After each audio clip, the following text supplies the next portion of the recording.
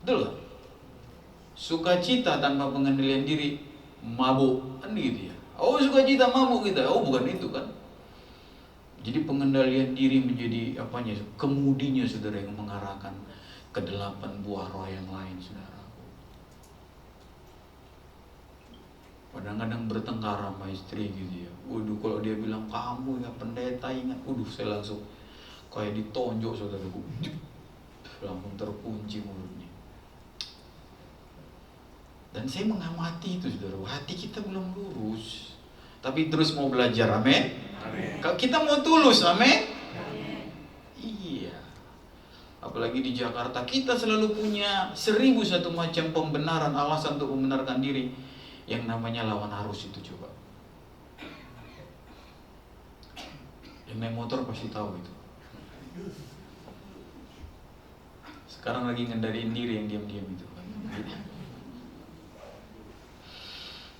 Pak, semua orang ikut gitu lah. Mereka ke neraka, Pak, Bu. Masa Bapak ikut mau ke neraka? Ayo dong kita bikin beda. Lebih jauh 5 menit, lebih jauh 10 menit. Ayolah, belajar dari situ dulu. Kalau hal-hal itu mulai kita kerjakan, percayalah batinnya nanti pun makin digarap Tuhan. Tapi kalau bolak-balik jatuh di situ, saya nggak yakin batin nikah kita tidak akan digarap.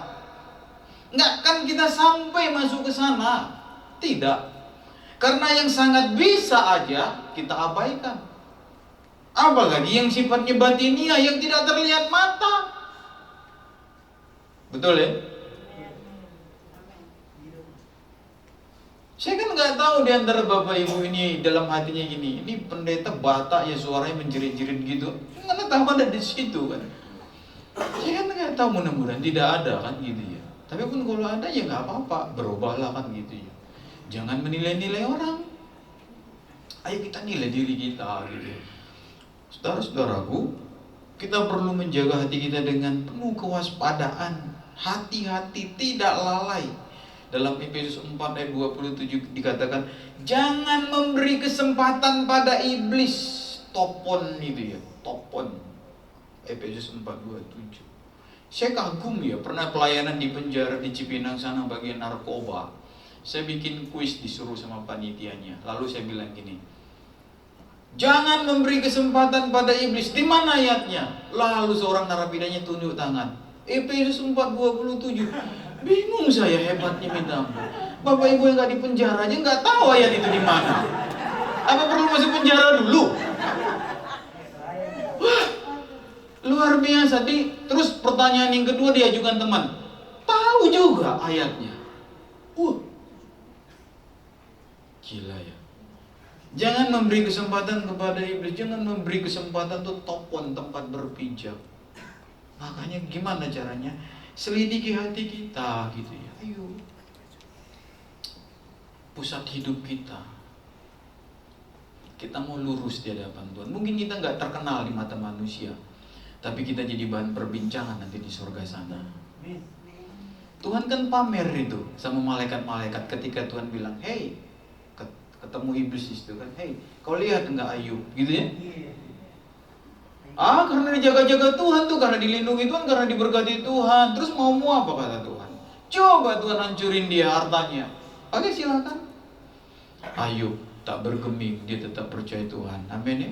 Karena dijaga Tuhan kesehatannya, coba Tuhan rusak kesehatannya. Dibikin sakit kanker kulit. Ayub tetap stabil imannya. Nah, biarkan Tuhan gitu ya. Pada suatu hari bilang, tadi siapa namanya? Contoh itu tadi. Hah? Enggak, namamu siapa? Namamu nama? Regi. Regi.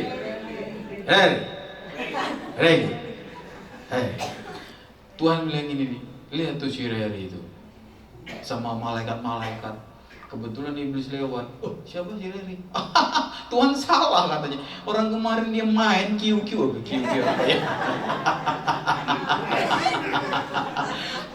Mabuk dia kemarin di sana kata iblis di situ gitu ya.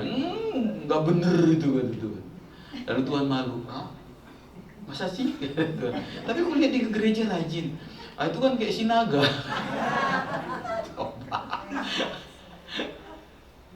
Tapi nggak gitu ya, Regi ya, Reri apalah.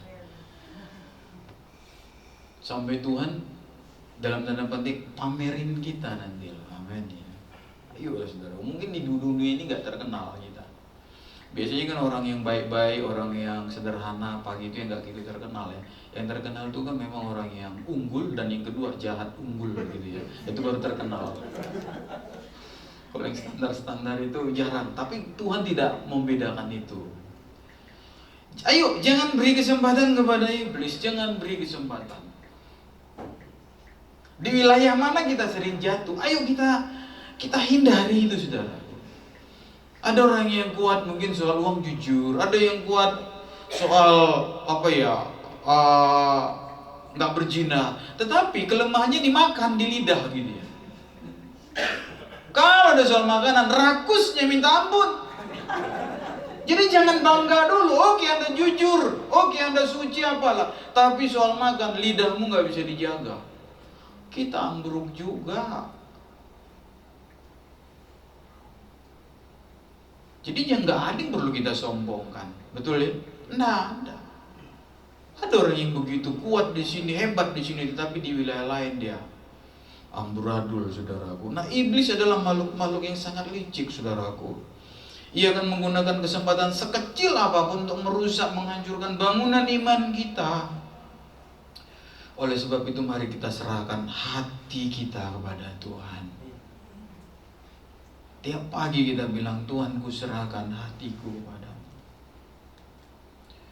Ku berikan hatiku dan jiwaku, semuanya bagimu di dalam hidupku, di setiap waktu. Nyatakan jalanmu. Dan ini kan sulit sekali, saudara. Tapi kita nggak punya pilihan lain. Nggak ada wilayah netral. Hati kita pun nggak boleh netral. Pokoknya kita mau melakukan apa yang Tuhan inginkan. Udah nggak ada waktunya lagi untuk menyerah kepada iblis. Sudah nggak. Ayo saudara-saudaraku, Alkitab tadi katakan disitulah terpancar kehidupan. Nah, kalau kita lompat lagi ke bagian lain, Matius 15:19, ayat yang nadanya sama dengan Markus tadi, Markus 12. Menurut versi Matius begini dikatakan, Matius 15:19, karena dari hati timbul. Nah itu dia. Karena dari hati timbul. Kalau di dalam Markus 7 tadi, apa yang keluar dari seseorang itulah yang menajiskannya. Sebab dari dalam, dari hati, kardia, batinia, timbul. Nah, menurut Matius dia gunakan dari hati timbul. Kata erkomai, mengeluarkan atau menghasilkan atau memproduksi. Jadi orang yang hatinya tidak diserahkan kepada Tuhan, kita ini ibaratnya pabrik dosa. Seram ya. Ibu-ibu yang cantik-cantik, yang lipstiknya merah-merah gitu-gitu ya. Kalau nggak dalam Tuhan, Anda itu pabrik dosa, dosa berjalan. Yang laki-laki jangan ketawa, ganteng-ganteng pakai jas kayak saya. Kalau hatinya tidak serahkan Tuhan, pabrik dosa. Pabrik dosa kita.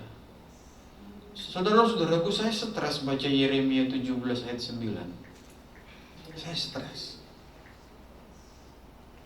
Coba lihat Yeremia 17 ayat 9. Kita baca sama-sama, 2-3 ya.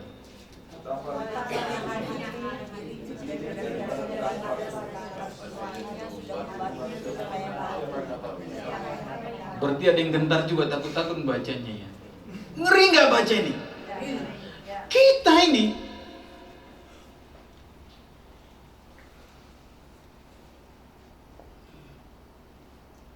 istri saya ini cantik-cantik, licik hatinya. Ya saya juga ganteng-ganteng, menurut dia ganteng. Menurut orang lain mah enggak. Saya juga ganteng-ganteng, licik hati saya. Jadi yang cowok-cowok jangan terpukau dengan kecantikan. Yang cewek-cewek jangan terpukau dengan kegantengan. Coba kan tragedi hidup ini kan gini. Cowok ganteng, nggak takut Tuhan, licik. Betul? Nggak setuju nih? Setuju apa enggak? Setuju. Betul ya? Nggak bisa dibantah kan? Atau ada yang berani membantah? Saya diam kalau ada yang berani membantah. Lah ketemu cewek yang cantik, nggak takut Tuhan, apa? Licik. Jatuh cinta nih si licik berdua. Pacaran, bohong-bohongi kan gitu ya. Tapi jangan terus dilicikin. Yang cewek ngelicikin cowok, yang cowok ngelicikin cewek gitu ya. I love you, muah, gitu-gitulah kan. Akhirnya datang sama pendeta. Kawinlah si licik ini, diberkati si licik ini, betul nggak? Pendeta juga licik ya? Nggak berani.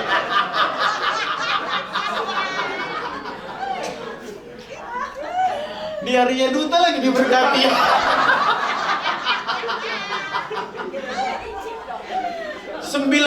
Bulan kemudian lahirlah si licik.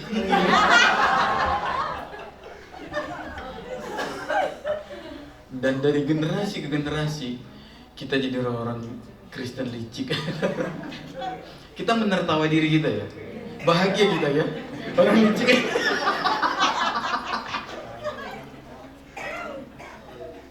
Jadi jangan tunjuk-tunjuk orang lain. Hei, saya stres, kalau boleh dibuang ini ayat kita buang. Kita bilang sama Tuhan, Tuhan boleh nggak dirobek Yeremia 17 ayat 9 tuh Tuhan. Tapi saudaraku yang menghibur ayat 10-nya, coba kita lihat. Tuhan tidak hanya menelanjangi kita, tapi lihat 1, 2, 3. Aku Tuhan yang menyelidiki hati, yang menguji batin, untuk memberi balasan kepada setiap orang yang setimpal dengan tingkah langkahnya, setimpal dengan hasil perbuatannya. Dia memperbaiki hati kita, dan di bagian lain Alkitab katakan Dia memberikan hati yang baru kepada kita.